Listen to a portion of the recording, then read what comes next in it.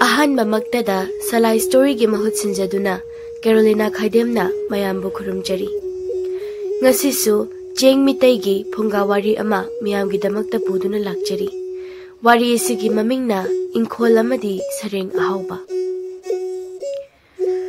ꯊꯥꯏꯅ ꯃꯇꯝ ꯑꯃꯒꯤ ꯋꯥꯔꯤꯅꯤ꯫ ꯂꯩꯕꯥꯛ ꯑꯃꯒꯤ ꯈꯨꯡꯒꯪ ꯑꯃꯗ ꯃꯤꯖꯥꯎ ꯀꯧꯕ ꯃꯇꯨ ꯃꯆꯥ ꯂꯩꯔꯕ ꯃꯤꯌꯥꯏ ꯑꯣꯏꯔꯞ ꯑꯣꯏꯕ ꯑꯍꯜ ꯑꯃ ꯂꯩꯔꯝꯃꯤ꯫ ꯃꯤꯖꯥꯎ ꯍꯥꯏꯔꯤꯕ ꯅꯨꯄꯥ ꯑꯁꯤꯒꯤ ꯃꯄꯥ ꯃꯄꯨꯅ ꯊꯝꯕꯤꯔꯝꯕ ꯂꯧ ꯏꯪꯈꯣꯜ ꯌꯥꯝꯅ ꯆꯥꯎꯅ ꯂꯩꯔꯝꯃꯤ꯫ ꯂꯧ ꯏꯪꯈꯣꯜꯗ ꯅꯠꯇꯅ ꯁꯟ ꯏꯔꯣꯏꯁꯨ ꯃꯌꯥꯝ ꯑꯃ ꯂꯩꯔꯝꯃꯤ꯫ ꯑꯗꯨꯕꯨ ꯃꯤꯖꯥꯎ ꯑꯁꯤ ꯊꯕꯛ ꯁꯨꯕ ꯌꯥꯝꯅ ꯇꯟꯕ, ꯑꯍꯥꯎꯕ ꯆꯥꯕꯗꯤ ꯌꯥꯝꯅ ꯄꯥꯝꯕ ꯅꯨꯄꯥ ꯑꯃꯁꯨꯅꯤ꯫ ꯃꯤꯖꯥꯎ ꯃꯆꯥꯅꯨꯄꯥ 2 ꯑꯃꯒ ꯃꯆꯥꯅꯨꯄꯤ ꯑꯃꯒ ꯂꯩꯔꯤ꯫ ꯃꯆꯥꯅꯨꯄꯥ ꯑꯍꯜꯗꯨꯃꯗꯤ ꯄꯥꯈꯪ ꯐꯥꯔꯦ꯫ ꯉꯁꯤꯁꯨ ꯃꯤꯖꯥꯎ ꯀꯩꯊꯦꯜꯗꯒꯤ ꯆꯥꯎꯔꯕ ꯁꯔꯦꯡ ꯑꯃ ꯌꯥꯟꯗꯨꯅ ꯌꯨꯝꯗ ꯍꯜꯂꯛꯏ꯫ ꯑꯩꯈꯣꯏ ꯂꯩꯀꯥꯏꯗ ꯑꯩꯃꯨꯛ ꯑꯍꯥꯎꯕ ꯆꯥꯕ ꯏꯃꯨꯡ ꯂꯩꯔꯝꯃꯣꯏꯀꯣ꯫ ꯂꯩꯀꯥꯏꯁꯤꯗ ꯈꯛꯄꯨ ꯑꯣꯏꯔꯝꯃꯣꯏꯗ, ꯂꯩꯕꯥꯛ ꯑꯁꯤꯗ ꯑꯩꯃꯨꯛ ꯑꯍꯥꯎꯕ ꯆꯥꯕ ꯏꯃꯨꯡ ꯂꯩꯔꯝꯃꯣꯏ꯫ ꯍꯅꯨꯕꯤ ꯑꯃꯅ ꯆꯥꯔꯦꯗ ꯆꯥꯔꯦꯗ, ꯑꯍꯥꯎꯕ ꯌꯥꯝꯅ ꯆꯥꯔꯦꯗ ꯃꯁꯤꯒꯤ ꯃꯤꯖꯥꯎꯁꯦ꯫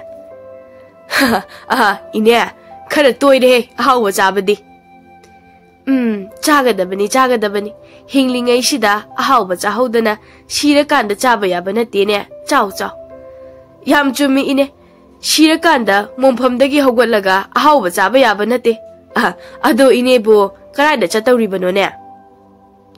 ꯑꯩꯔꯣ, ꯅꯅꯦ ꯃꯦꯝ ꯍꯣꯏꯗ ꯆꯠꯂꯨꯒꯦ ꯇꯧꯕꯅꯤ꯫ ꯑꯗꯣ ꯃꯤꯖꯥꯎ, ꯅꯪꯒꯤ ꯁꯔꯦꯡꯗꯣ ꯏꯔꯤꯜ ꯇꯨꯔꯦꯜꯗꯒꯤ ꯐꯥꯕ ꯁꯔꯦꯡ ꯃꯥꯜꯂꯤ꯫ ꯃꯥꯅꯤ ꯏꯅꯦ, 이릴 ꯇꯨꯔꯦꯜꯗꯒꯤ ꯐꯥꯕꯒ ꯀꯩꯊꯦꯜꯗ ꯄꯨꯔꯛꯄꯅꯤ. ꯃꯤ ꯃꯌꯥꯝ ꯑꯃꯁꯨ ꯁꯔꯦꯡꯁꯤ ꯎꯕꯗ ꯆꯥꯅꯤꯡꯗꯅꯕ ꯆꯦꯟꯁꯤꯟꯅꯔꯛꯂꯤꯕꯅꯤ. ꯑꯗꯨꯗ ꯑꯩꯅ ꯃꯣꯏ ꯃꯌꯥꯝꯗꯒꯤ ꯁꯦꯜ ꯈꯔ ꯌꯥꯝꯅ ꯉꯥꯌꯣꯟꯕꯤꯗꯨꯗ ꯄꯤꯁꯟꯕꯅꯤ. ꯑꯗꯨꯗꯒꯤꯗꯤ ꯃꯣꯏ ꯑꯇꯩꯗꯣ ꯃꯅꯤꯡ ꯍꯨꯏꯠ ꯂꯥꯎꯅ ꯍꯜꯂꯒ ꯍꯥꯎꯅꯤꯍꯦ ꯅ ꯍꯥꯏꯔꯝꯂꯒ ꯂꯣꯏꯅ ꯍꯟꯈ꯭ꯔꯤꯕꯅꯤ. ꯑꯗꯨꯒ ꯑꯩꯅ ꯁꯔꯦꯡꯁꯦ ꯇꯥꯞ ꯂꯥꯎꯅ ꯌꯥꯜꯂꯒ ꯂꯥꯛꯄꯅꯤ. ꯃꯣꯏ ꯑꯇꯩꯗꯣ ꯑꯩꯉꯣꯟꯗ ꯀꯜꯂꯛꯇꯅ ꯌꯦꯡꯗꯅ ꯂꯩꯍꯧꯕꯅꯤ. ꯑꯗꯨꯅꯤꯗꯅ ꯅꯨꯄꯥ ꯍꯥꯏꯁꯤꯗꯤ. ꯑꯗꯣ ꯃꯤꯖꯥꯎ, ꯅꯪꯁꯦ ꯅꯤꯡꯊꯧꯒꯤ ꯃꯄꯣꯛꯇ ꯄꯣꯛꯂꯝꯒꯗꯕꯅꯤꯅꯦ. ꯀꯃꯥꯏꯅ ꯇꯧꯗꯅ ꯑꯩꯈꯣꯏꯒꯤ ꯈꯨꯜꯁꯤꯗ ꯄꯣꯛꯂꯝꯃꯤꯅꯣꯅꯦ? ꯏꯅꯦꯅ ꯍꯥꯏꯔꯤꯗꯣ ꯌꯥꯝ ꯆꯨꯝꯃꯤ. ꯑꯩꯁꯦ ꯅꯤꯡꯊꯧ ꯑꯣꯏꯅ ꯄꯣꯛꯂꯝꯒꯗꯕꯅꯤꯁꯦ ꯑꯩꯒꯤ ꯏꯕꯣꯛꯅ ꯂꯩꯔꯤꯉꯩꯗ ꯑꯗꯨꯝ ꯍꯥꯏꯔꯝꯕ ꯋꯥꯅꯤ. ꯑꯗꯨꯕꯨ ꯏꯅꯦ, ꯅꯤꯡꯊꯧꯃꯛ ꯑꯣꯏꯗ꯭ꯔꯒꯁꯨ ꯅꯤꯡꯊꯧꯒ ꯆꯞ ꯃꯥꯟꯅꯅꯅꯦ ꯑꯩꯅ ꯍꯧꯖꯤꯛ ꯍꯤꯡꯖꯔꯤꯕꯁꯦ. ꯃꯥꯅꯤꯅꯦ, ꯅꯪꯗꯤ ꯑꯩꯈꯣꯏ ꯈꯨꯜꯗꯗꯤ ꯅꯤꯡꯊꯧꯅꯤꯅꯦ, ꯅꯤꯡꯊꯧ. ꯑꯗꯣ ꯃꯤꯖꯥꯎ, ꯅꯪꯒꯤ ꯁꯔꯦꯡꯗꯣ 이네ꯗꯤ ꯆꯥꯅꯤꯡꯕꯅ ꯂꯣꯏꯔꯦ. ꯊꯥꯡꯅ ꯂꯦꯜꯂꯒ ꯃꯆꯦꯠ ꯑꯃꯇꯪ 이네ꯗ ꯄꯤꯔꯝꯃꯨꯗꯅ. 이네, ꯑꯗꯨꯗꯤ ꯀꯌꯥ ꯅꯨꯡꯉꯥꯏꯗꯧꯕ ꯃꯥꯟꯗꯦ. 이네 ꯑꯩ ꯆꯠꯂꯦ, ꯍꯦꯟꯖꯥꯡ ꯊꯣꯡꯕ ꯊꯦꯡꯈ꯭ꯔꯅꯤ. ꯀꯩꯅꯣꯝꯅꯤꯗꯅ ꯃꯤꯖꯥꯎꯁꯤꯗꯤ. ꯑꯗꯨꯕꯨ ꯑꯍꯥꯎꯕꯗꯣ ꯆꯥꯎ ꯆꯥꯎ, ꯌꯥꯝ ꯆꯥꯎ. ꯊꯕꯛꯇꯤ ꯁꯨꯡꯁꯨ ꯁꯨꯗꯅ ꯆꯥꯎꯀꯣ. ꯑꯗꯒꯤꯗꯤ ꯅꯄꯥ ꯅꯄꯨꯅ ꯋꯥꯅ ꯁꯨꯔꯒ ꯊꯝꯕꯤꯔꯝꯂꯤꯕ ꯂꯧ ꯏꯪꯈꯣꯜ ꯃꯌꯥꯝꯗꯣ ꯁ꯭ꯋꯥꯏ ꯂꯥꯎꯅ ꯎꯠ ꯑꯣꯟꯗꯨꯅ ꯇꯨꯝꯈꯤꯅꯕ. ꯑꯩꯒꯤ ꯁꯔꯦꯡꯕꯨ ꯊꯥꯡꯅ ꯂꯦꯜꯂꯒ ꯃꯆꯦꯠ ꯑꯃ ꯄꯤꯔꯝꯃꯨ ꯀꯥꯏꯅ. ꯑꯩꯅ ꯍꯥꯏꯅꯤꯡꯂꯤꯕꯗꯤ ꯑꯩꯁꯦ ꯅꯤꯡꯊꯧꯒꯨꯝꯕꯅꯤꯌꯦ. ꯑꯗꯨꯒ ꯅꯤꯡꯊꯧꯗꯒꯤ ꯏꯟꯖꯥꯡꯕꯨ ꯃꯅꯥꯏ ꯃꯣꯏꯅ ꯆꯥꯒꯦꯅ ꯅꯤꯅꯕꯔꯕ? ꯃꯗꯨꯗ ꯑꯩꯅ ꯄꯤꯔꯝꯂꯗꯤ ꯑꯩꯁꯦ ꯅꯤꯡꯊꯧ ꯃꯥꯜꯂꯤꯕꯣ? ꯉꯥꯌꯣꯟꯕꯤ ꯑꯣꯏꯅ ꯃꯥꯜꯂꯣꯏꯗ꯭ꯔꯕ? ꯑꯗꯨꯅꯅꯦ ꯑꯩꯅ ꯉꯁꯤ ꯐꯥꯎꯕꯗ ꯀꯅꯥꯃꯠꯇꯗ ꯄꯤꯗ꯭ꯔꯤꯁꯦ. ꯅꯨꯄꯥ ꯑꯃꯅ ꯑꯃꯨꯛ, ꯃꯤꯖꯥꯎ, ꯁꯔꯦꯡꯅꯤꯅꯦ. ꯍꯥꯎꯔꯅꯤꯕꯣ. ꯑꯗꯣ ꯃꯤꯖꯥꯎ, ꯆꯥꯛ ꯈꯨꯂꯪ ꯇꯧꯁꯤꯔꯣ? ꯀꯔꯤꯅꯣ ꯃꯣꯏꯅ ꯈꯜꯂꯤꯁꯤꯕꯣ? ꯅꯤꯡꯊꯧꯒ ꯃꯅꯥꯏꯒ ꯆꯥꯛ ꯈꯨꯂꯪ ꯇꯧꯕ ꯌꯥꯕꯗꯧꯅ. ꯅꯣꯏ ꯃꯥꯟꯅꯕ ꯃꯤꯒ ꯆꯥꯛꯇꯣ ꯈꯨꯂꯪ ꯇꯧꯅꯦ. ꯃꯤꯖꯥꯎ ꯑꯩꯒꯗꯤ ꯌꯥꯔꯣꯏꯅꯦ. ꯀꯔꯤꯅꯣ ꯃꯥꯅ ꯍꯥꯏꯔꯝꯃꯤꯁꯤꯅ? ꯃꯤꯖꯥꯎ ꯁꯤꯗꯤꯕꯀꯣ, ꯄꯪꯉꯤꯔꯥ ꯁꯣꯅꯣ ꯆꯨꯔꯤꯔꯥ ꯑꯃꯗꯤ ꯇꯧꯔꯤ. ꯃꯃꯥ, ꯅꯣꯏꯕꯨ ꯀꯔꯥꯏꯗ ꯂꯩꯒꯦꯅꯦ? ꯁꯔꯦꯡꯁꯨ ꯁꯨꯃꯥꯡ ꯃꯇꯣꯟꯗ ꯊꯝꯂꯝꯂꯒꯦꯀꯣ. ꯅꯆꯥ ꯅꯨꯄꯥꯗ ꯁꯦꯝꯗꯣꯛꯍꯜꯂꯒ ꯐꯖꯅ ꯍꯥꯎꯅ ꯑꯃꯨꯛꯇ ꯊꯣꯡꯉꯨ. ꯑꯗꯨꯒꯅꯦ, ꯑꯩꯒꯤ ꯆꯥꯛꯇꯣ ꯈꯔ ꯌꯥꯝꯅ ꯍꯥꯞꯄꯨꯀꯣ. ꯑꯩꯒꯤ ꯆꯥꯛ ꯆꯥꯅꯕ ꯀꯣꯟꯁꯦ ꯈꯨꯗꯤꯡꯃꯨꯛ ꯆꯥꯎꯕ ꯑꯃ ꯑꯣꯏꯅ ꯂꯩꯕꯅ ꯐꯔꯗ꯭ꯔꯥ ꯈꯪꯗꯦꯅꯦ. ꯃꯤꯖꯥꯎꯒꯤ ꯅꯨꯄꯤꯗꯨꯅ, ꯃꯣꯏ ꯃꯄꯥꯒꯤ ꯁꯔꯦꯡꯁꯤꯗꯤ ꯑꯣꯟꯊꯣꯛꯅꯁꯨ ꯆꯥꯎꯈ꯭ꯔꯦꯗꯀꯣ. ꯅꯠꯇꯦ, ꯃꯣꯏ ꯃꯄꯥꯕꯨ ꯀꯔꯥꯏꯗꯒꯤ ꯁꯦꯟꯅ ꯑꯁꯨꯛ ꯆꯥꯎꯈ꯭ꯔꯕ ꯁꯔꯦꯡꯁꯦ ꯂꯩꯔꯛꯏꯅꯣ ꯍꯥꯏꯋꯥꯅꯤꯗ. ꯊꯕꯛ ꯍꯥꯏꯔ ꯃꯅꯥ ꯑꯃ ꯐꯥꯎ ꯁꯨꯕ ꯅꯠꯇꯦꯕ. ꯃꯃꯥ, ꯑꯩꯈꯣꯏꯒꯤ ꯁꯟꯕꯤ ꯑꯔꯥꯡꯕꯤꯗꯣ ai yon thokhrabani ne adugi senani sareng se lerakli base kari haiba is moi mapa na yoli se phana yamna di yam silakle ko nasa nupa ibohal na taradi soidani isau amuk langbada loirani haiwani mapa nang na tawri se hindi hemalabani ko nang lehori ba nasa na susingi su khara khalu haiwani hai mama nang se pangida ko ipa ipuna aigi thambiram liba law ingkhol mayam se aina phana yonduna charabasu ne noiba sungnai nai roine sengna hairabada loktak tagi ising khujog ama kallaga haidokhiba gumbani ne ho yare tajaningdre ima babana sereng leire ira is hauni heside noina pana sa se otona sumana jakreda ima aikhoina hauba chari se lairabana chabangam ponti aikhoi gumba ina khunbai mung natana chummi isa nupi na haiba chummi aikhoi se ina khunna ahauba chadrabadi lairaba imung amaga aikhoi ge kari da khenarige kanade mama chak ngansi aidi horel chak khara yamna chaba yanaba ganjangan thak ama ni da phus launa chingluge he mijau mango da phak tharaga phamduna monda yam nungaina mathanta ganja thakli mama ga macha nupi gana nga du semduna chak thongba hokri ngahak leiraga macha nupa ahal ibohal ga macha nupa atomba khoida bagado labuktagi karaklami aduga mapa na san ama yonthokre tabada ibohalna mapa da isau langbana loire adubo mapa mejaudadi masaga matugana fana isau langlabasu manada hapiramde tha khara amu haukhre mijauna yamlaba sansingdo yolaga chabada san leisilaktre aduna mapaga macha nupa ibohalgado aroibadadi khatnarakle pabana tawrishi karino ba aduk yamna yamkhraba sansingdubu loina hek yontholaga phamja sadana leisibo nate pababu nacha akhoi tungi karimata khambidrabro loina yondana manghan takhalage haribro ba taning khidreda ibohal hai aina yolibado yonda yadadana yolibani ne sansingdu yondrabadi iroi senanaba thamliba mi singdugi karaidagi sel pigani aduga aigi yamkhraba lawsingdo ubagi sembagi singduna karaidagi pigani ha mathong maram di khangdana pangangdang khangba saradana mathong maram khangdedi aina dene pabani ne tabak sungsu sudabida yonggi arai ba yolaga chani na leiriba paba mukmakpa mi se ani suna leite ai mukmakpa mi leitrabadi aina porakpanga ha bodo chaganu ne aduga leiriba iral mayam se aigini ne aduna aina kushi tawbada nangna ingonda ngangbagi kari mathau tage ha oh adudi aise mitop tare ne aisi mitop oirabani na paba singa sidi kaino ta jauna paba da tawri dupa law ipa isa nga sidi nam thek na gidana ta jauna matam pumbada paba da khadaba dum horisi bu kai gino paba leirambagi ngasi ekhoina khulasi da changthokchana leiba ngamliba natro mijau gi nupi duna hai pa sabi nang nang libodo kai da batang jari ge taring de ima masi pumba ima ka ta chogana paba gi maramda insin badagi thokli bangak tane noi ani na bo yum sid hek leiraba paba da dum khana ba hore kari nang gumana su ima ga igada adu mai ngang bu yabra ha ayo sire papa ima ta jauji khamo ima ai sire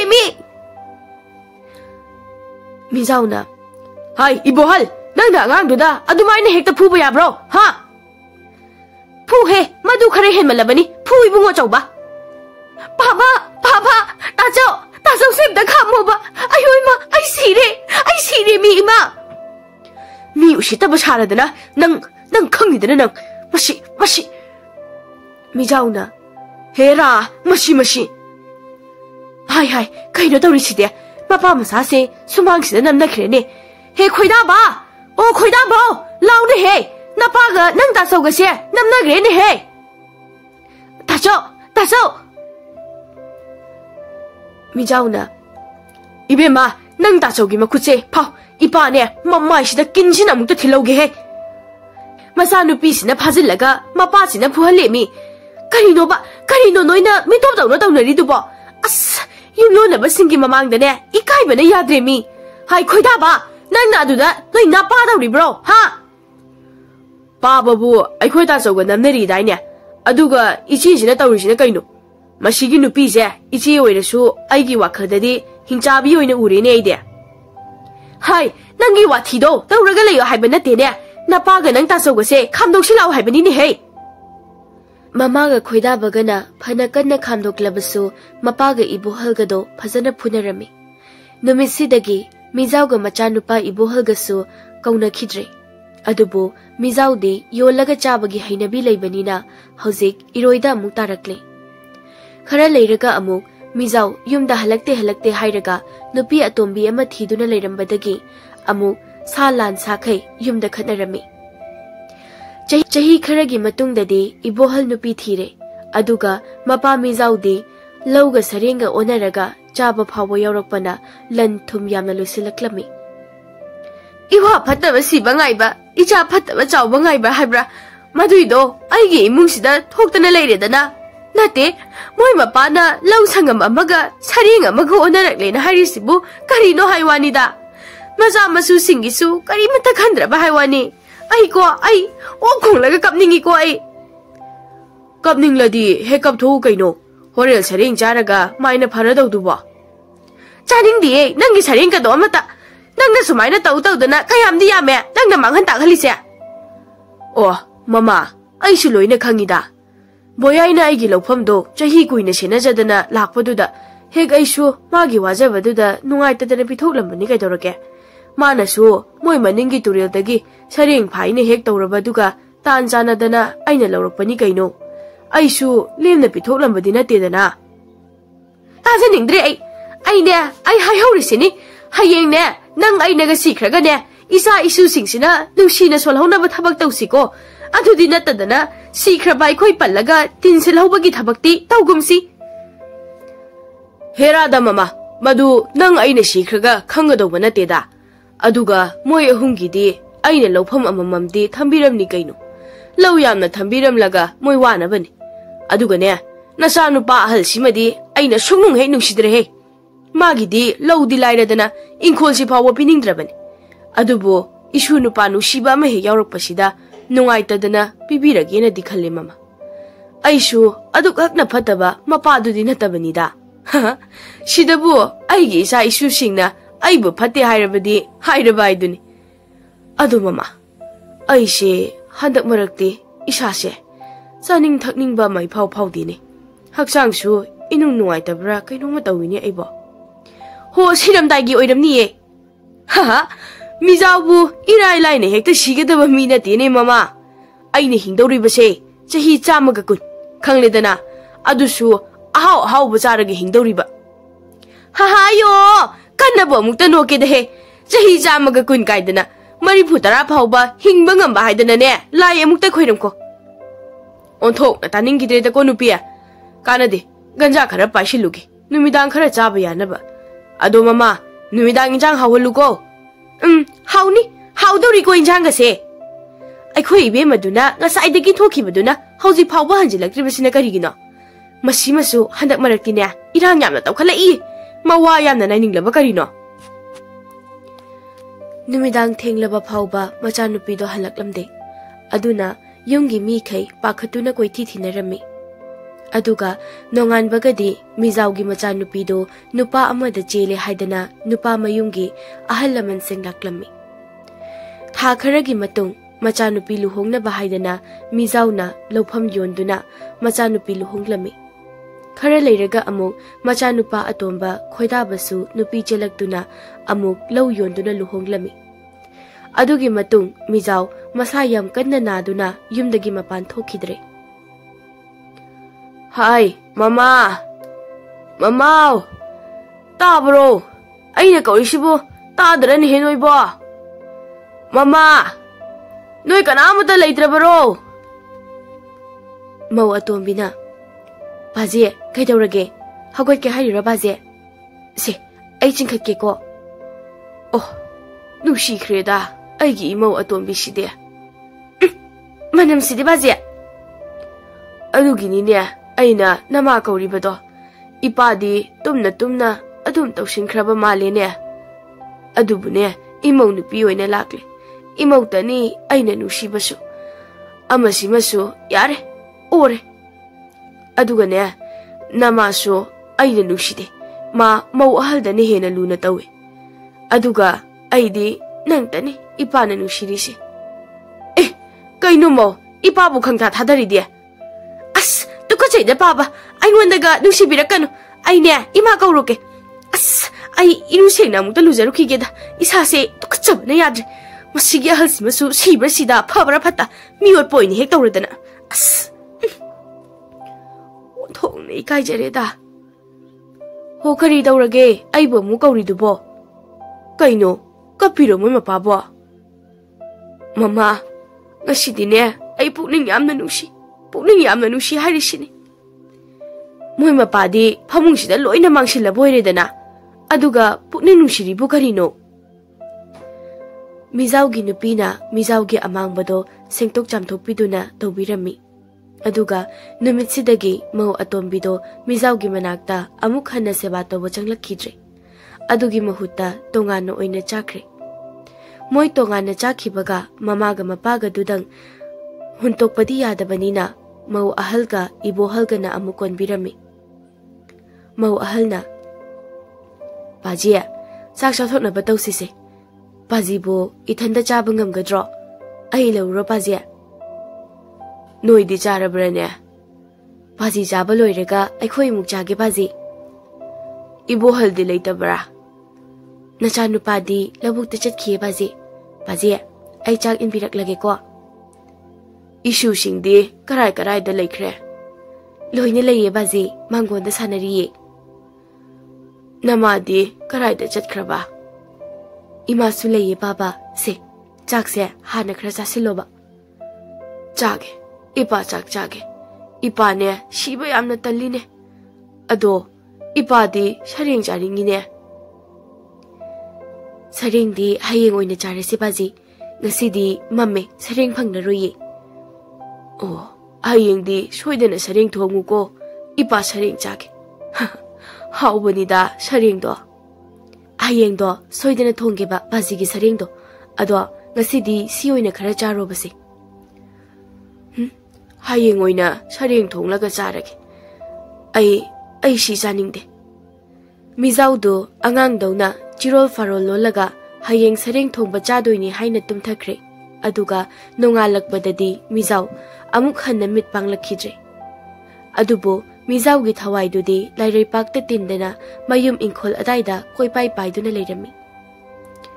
Mizau gi thawai na thawai hairise ainu oiribase oira malene othok na tankreda shiba tanna shibase thawai oirasu chaba thakpasi tanga yaramadi ko karino isu ani sina sanariba wari sina masu amana tacha Aikoi inkol se but lay haingo. Masu ahalna. Lay, pupugi but. Pupugi buto, sharing jahoda bagi but oli ni haingo. Korino, moy anina hariba wasibo. Aibu, sharing jahoda bagi but oli ni haiba. Ontok na taba da haina kidreda.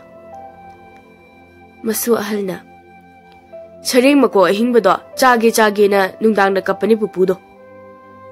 Aiki ye tacho. Kaigi nang di kiriba. Nang di sharing makoksu na tana. Adu oirasu ki ye tacho. Imao! Ngai kuo! Aibu sharing makok ahingba chage na kakhrabrane. Isu shina hairisibo. Talleda thawai oina koi pai raga leibase. Lairai bakta changgesu changhalakte. Aisibu kayamuk yamna phatraba thawai oibazano.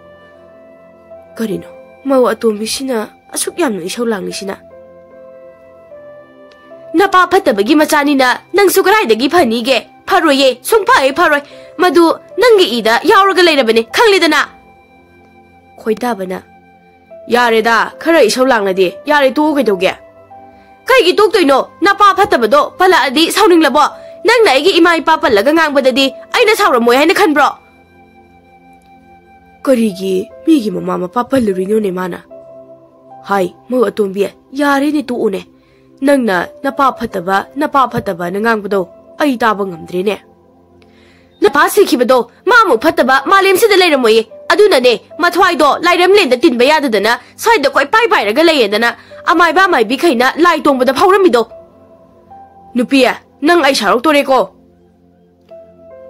खोइदाबा नतुजी फुबा यारे हे मागी वासिदी आई फावबो खोइदौ साउनिंगले नपागी मरम चतुनने मसागी अमांगबा मरक्ता ओलगा वाना सिख्रिदो कलग हे पेले नंग फागी फागी दगी को आई सुम ई गार तोइनिको नुपी नंग वा नंग ई कारोने अदुगा नतुसे अमुक्ता दम दम लाउना फुधरोने नंगना नशक्ति उदे इमुंगदगी ई कारेदना अदुम लाउदना लई साबदुनदी यारोइने सुगी करी मते हेक थनम दखै लोइना योन योनदना खरचा सरेंगे इंखोगा खरा ओनरम नुपी खरा तुमिना थीरगा लेरम अदुगुम नपादुना पोकप नंबो कराइदगी फदौरिगे अदुना नंगसु हयेंने नसागे अमांगबदा ओलगा वाना सिदौरिबने नंग नंग आईने आई ई सुम काबे हेंगलकनिको नंग मागी इसे कराइदनु कारिसिबु मसी आई ओइने ई कारक्तनने मखौरी चरम चे मेटकनिको ngasi इया माना साइदिगी ई कारिसिदी फमुंदगिनी दना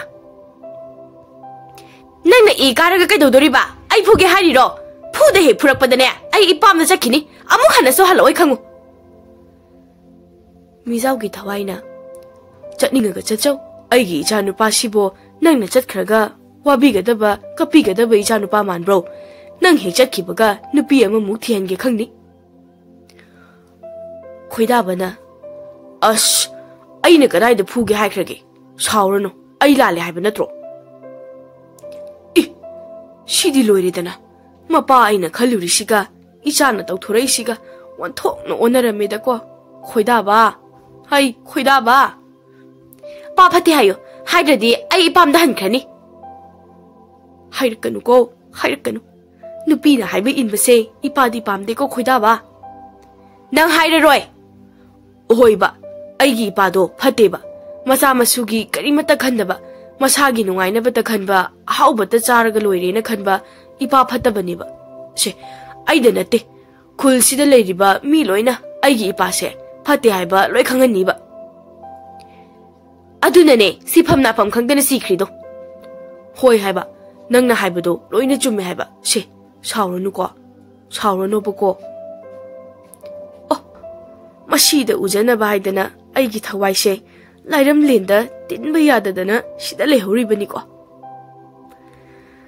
चेहगी मतुंगददी मिजाउगी मचा मसुसिंगदो यामना लाइरबा अवाबा इमुंग हाइबदुसु ओइरमी मिजाउगी मचा मसु नुपी अंगांगना मिजाउबु पेलक्त्रकांदा हेक हेक थीना थीना सुजैरमी अदुबो मिजाउगी थवाइदो तारगा लैबा नत्तना करिसु पांबै लेरमदे इबोहगी मचानुपा अनिदुसु पाखंगसु फारकले खोइदाबगी मचानुपी अनिदुसु खरा चाउरे ज्ञान तारे अदुबो लाइरबना मचा मसुसिंगदो लेकाई Meena उसित्तबसु याउरमी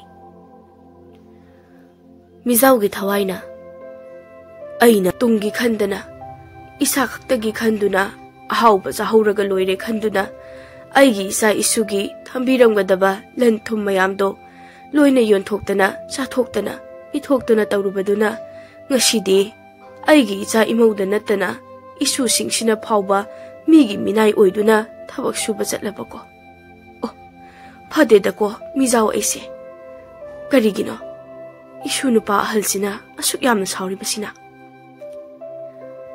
taning di magi wari do sarkanu pupu kaina aina hojika leiramadi ko mammai duda mau halna hai hai hei di ni henang bo sida magi wari sarkanu taning di ngasi aikoina migi minai oidana wana leiriba laikai gi misingna aikoi de usitriba singse kanana no hanuba mi phatna do mana natro ya khara saurabade napuna karimata thambiramdre loina manghalame haidana bo aikoi bo adum wadana leiredro nachilna naw pullaga thabakanna suraga amuk nungaina ba honaraga loiredana adugani jasa noine napudawna di tawba yaroiko ima pupuna khoigi karimata thambiramde haibagi sauningmasu nateda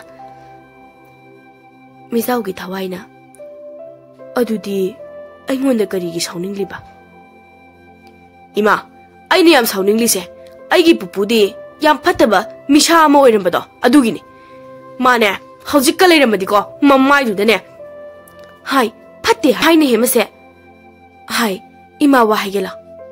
Nabokto masa ngamdadana phamungda leibani. Ima ne chak thuna thongdoke.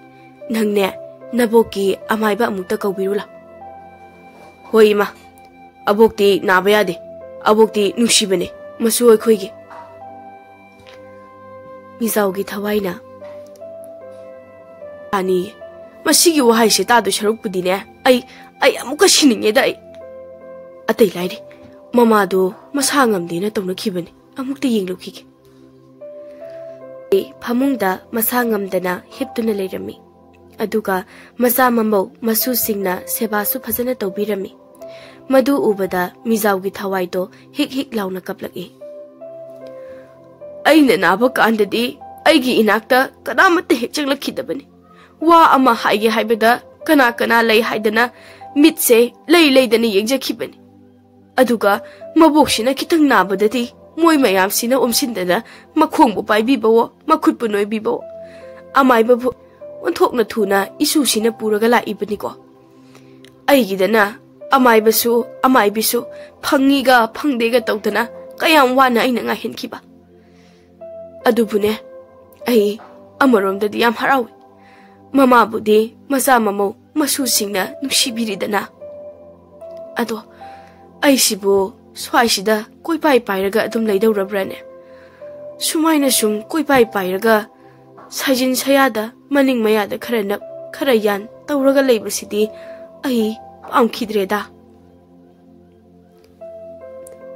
Mijaugi nupina handakti napagi usop to katsiko.